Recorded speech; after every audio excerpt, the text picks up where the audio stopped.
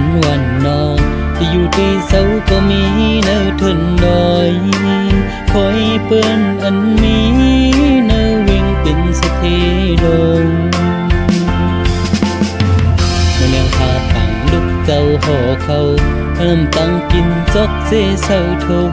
รัดลายันหึงเสกว่าจูที่สนนอนเก่าตั้งแต่เฮ็ดหือไอ้สายวันนองคนก็ยกมือป้องสัมไปลมเขาเทินเขาเคอเมื่อเหินเจ้าโตคำ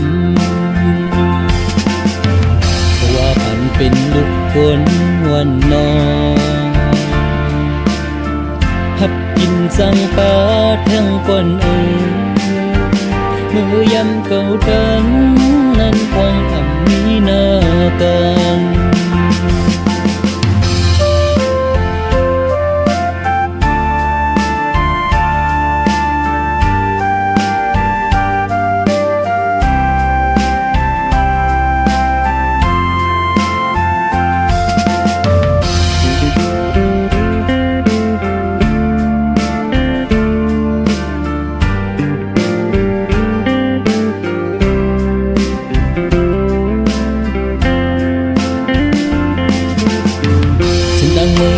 ก็เปื้อเหมือนสิ้นตั้งคนนั้นวิ่งเข้าเลย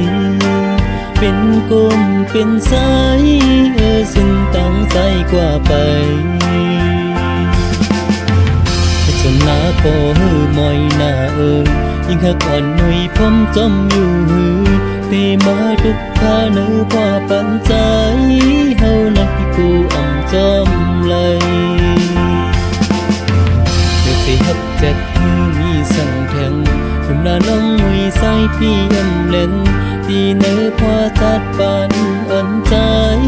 เฮาในมันอ่ำมีสั่งฝนวันนอกเสิงนั่งปีโปหักเยาอัน